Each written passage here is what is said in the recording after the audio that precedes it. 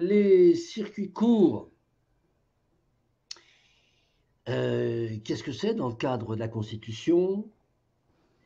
Il faut attendre quand même la moitié de l'exposé, de très bon exposé, très intéressant de Luc, pour qu'on ait une définition, c'est prendre des décisions rapidement. Prendre des décisions rapidement. Bon. Et alors,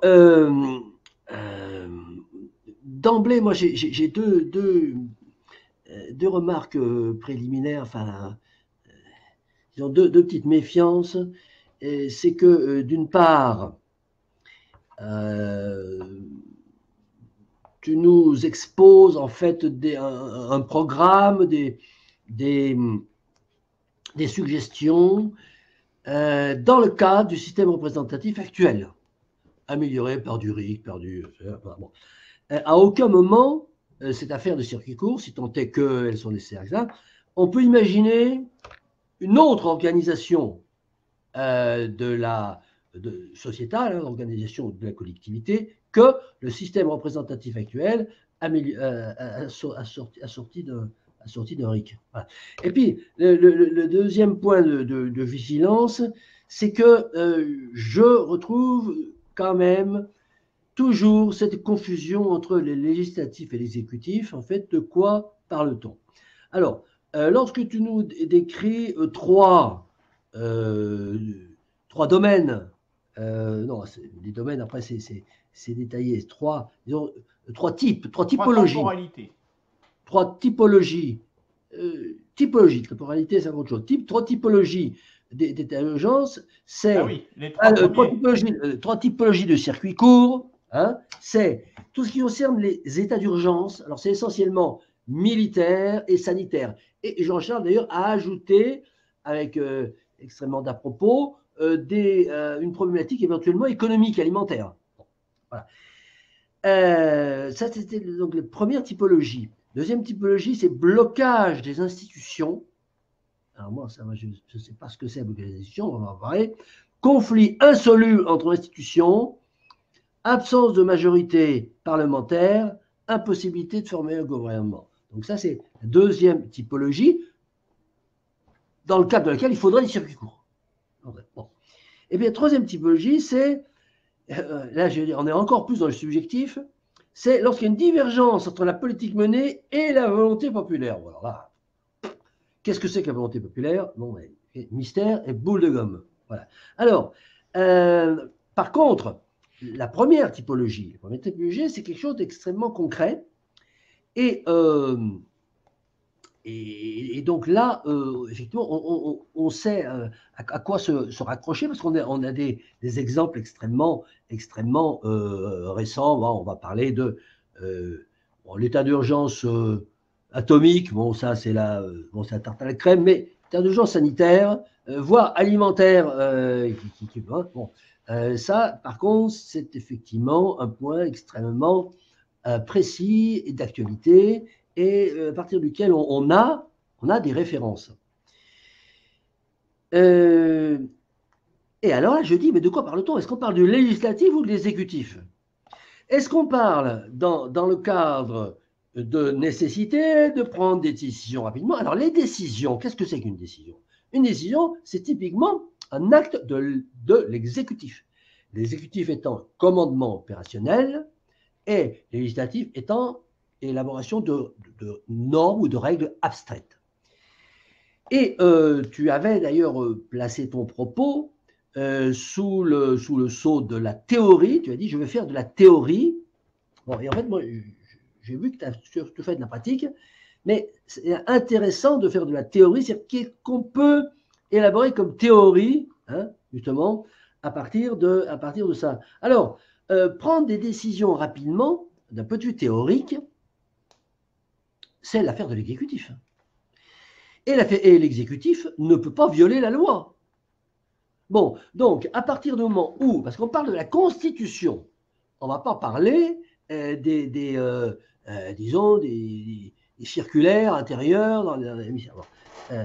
À partir du moment où il y a une mission gouvernementale, hein, puisque c'est qui prend des décisions, les décisions, c'est pas une assemblée qui prend une décision. Alors, question.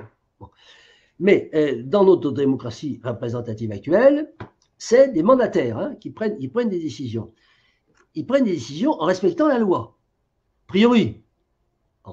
Est-ce qu'il s'agit par contre de modifier la loi rapidement? Alors, la réponse est que oui, ça se passe comme ça. C'est-à-dire que lorsque l'exécutif a envie, a besoin, on va dire a envie, hein, on va être un peu polémique, a envie de prendre une décision rapidement, il regarde, est-ce que j'ai le droit de le faire? Il regarde la loi. Bon.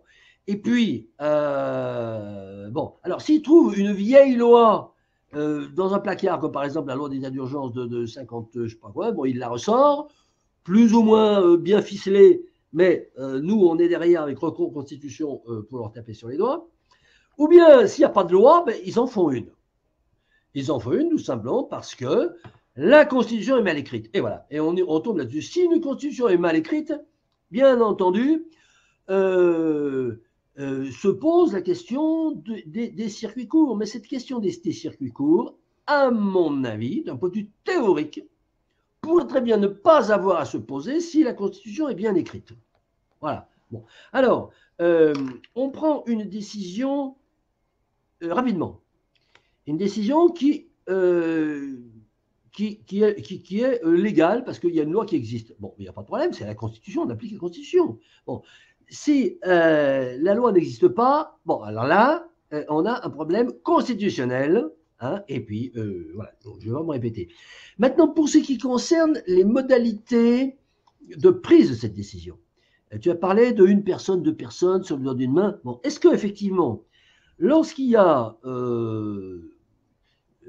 lorsqu'il s'avère qu'on est dans un cas de figure où il y a des décisions importantes dans le cadre d'urgence sanitaire ou d'urgence alimentaire ou d'urgence militaire à prendre, ça doit être une personne ou plusieurs personnes. Alors moi je n'en sais fichement rien. Bon, si on regarde l'histoire, bon, on avait le comité de salut public, hein, ils étaient 12, et contrairement à ce que, je parle de la période de 1780, 92, 73, etc. Si on regarde la vindicte populaire, évidemment, on va dire le comité de salut public était une dictature. Absolument pas. Il n'y a pas eu moins dictatorial que le comité de salut public parce qu'il rendait compte toutes les semaines de ce qu'il faisait à l'Assemblée, à la Convention. Et la Convention démettait qui elle voulait. Bon. Donc, on a là un mode de fonctionnement avec une équipe, un espèce de commando exécutif qui va prendre des décisions, effectivement, mais avec un contrôle. Hein, bon, alors, nous, dans notre idée, et ce n'est pas une assemblée représentative, c'est une myriade d'assemblées locales qui contrôlent. Bref, on ne va pas rentrer, ça serait trop compliqué. Alors, la deuxième typologie, c'est le blocage des institutions. Bon, le blocage des institutions, si la Constitution est bien écrite, il n'y a pas de possibilité de blocage de la Constitution. Voilà. Bon, si, par exemple, absence de majorité parlementaire, impossibilité de faire un gouvernement, ça veut dire qu'on est dans un régime d'assemblée avec une constitution qui a écrit que c'était la majorité parlementaire qui désignait le gouvernement. Bon, c'est un truc mal écrit, et la 4e République a bien montré que ça ne fonctionnait pas. Bon, donc, c'est une raison de plus. On fait de la théorie constitutionnelle pour ne pas écrire disons, un mécanisme comme ça, parce qu'on sait qu'il débouche automatiquement sur des blocages. Alors, la troisième typologie est plus politique, intéressante, c'est lorsqu'il y a une divergence entre la politique menée et la volonté populaire. Dans le cas d'une démocratie représentative, qu'on est actuellement, et que tout le monde semble valider, tout le monde semble la valider, ici présent, eh bien, les parlementaires sont les élus du peuple, sont les représentants du peuple, ils cristallisent la volonté populaire. Donc, il n'y a pas à être contre. C'est simple, il n'y a pas à manifester. Voilà. Sinon, il faut faire autre chose, il faut faire une démocratie directe, avec des assemblées citoyennes, et où la loi va se faire différemment. À partir du moment où on est tous d'accord pour qu'il y ait une majorité importante, pour qu'il y ait un système représentatif, où il va y avoir 577 plus 365 individus qui vont décider les choses, et que voilà, et qu'il va y avoir des élections où on est le président de la République, tout le monde est d'accord là-dessus. Le peuple n'a pas à être contre ce qu'on fait les dirigeants. Ça, c'est un problème fondamental. On a l'impression que la bonne démocratie, c'est une démocratie qui est écrite de façon à ce que les dirigeants, on va parler là de l'exécutif, puissent prendre des décisions en toute légalité, en s'appuyant sur des lois qui existent, des lois qui ont été validées par la représentation populaire, mais que le peuple peut se lever, une fraction du peuple, quelques centaines ou quelques milliers de personnes puissent aller dans les rues en agitant des banderoles en disant on n'est pas d'accord. Non, là on est dans un, dans un système qui est totalement illégal. Voilà, donc cette typologie numéro 3, en dehors d'un système de pouvoir citoyen établi à partir d'une représentation absolument exhaustive du peuple, eh bien, il ne doit pas y avoir la volonté populaire ne s'exprime que par la voix de ses représentants, Dixit, Joseph Emmanuel Sieyès. Alors, faut-il, dans certains cas, de toute façon, c'est le penseur le plus important des 3 derniers siècles d'un point de vue politique, puisque aujourd'hui, tout le système politique mondial est en cohérence avec les prescriptions de notre ami Joseph Emmanuel. Alors, grande question, c'est faut-il ou peut-on prévoir dans la Constitution des limitations à la liberté individuelle? Alors, d'abord, il faudrait que la Constitution prévoie ces constitutions, garantisse ces constitutions, et garantisse ces libertés. La Constitution actuelle règle cette difficulté en disant je garantis des libertés, mais je peux y déroger si l'Assemblée nationale vote une loi pour y déroger. Voilà, bon, je caricature, mais c'est quand même grosso modo ça. Mais d'un point de vue plus sérieux et plus juridique et plus théorique, est-ce qu'on peut ou est-ce qu'il faut prévoir dans une constitution qui garantit des libertés individuelles des cas où on pourrait déroger à sa liberté individuelle? Alors ça, c'est une question, à mon avis, la plus importante, la plus intéressante de toutes celles qui ont été soulevées. Alors, il y a la question du cas. Bon, alors, moi, je pense qu'on ne peut pas, mais enfin, admettons, en hypothèse d'école, qu'on puisse, ou qu'on veuille le faire, et qu'on se dise comment je vais bien pouvoir écrire un truc pour faire ça. Il faut prévoir le cas. Bon, je peux déroger aux libertés individuelles que la Constitution garantit dans le cas où, alors, le cas, virgule, dans le cas où l'Assemblée nationale se réunit un soir avec 150 députés à la buvette, le truc, non, ça, bon, c'est pas sérieux. Bon. Mais un cas avec un principe qui va être énoncé. Première difficulté. Alors, tu as un peu débroussaillé le terrain, Luc, en disant, bon, il y a le délai, le domaine, niveau de gravité, bon, alors là, voilà. Bon, mais je n'y réponds pas. J'ouvre le chantier. Dans quel cas? Le deuxième cas, le deuxième point, c'est qui va déroger?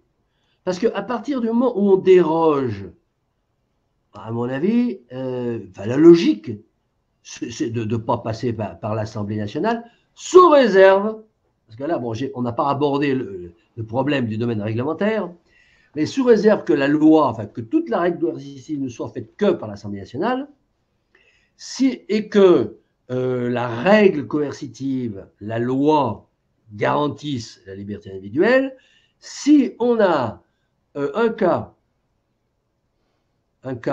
qui va être validé par une certaine institution, bon, où on peut déroger, la question de savoir, c'est comment est-ce qu'on y déroge? Est-ce que l'Assemblée nationale est saisie par le paletot en disant votez ça?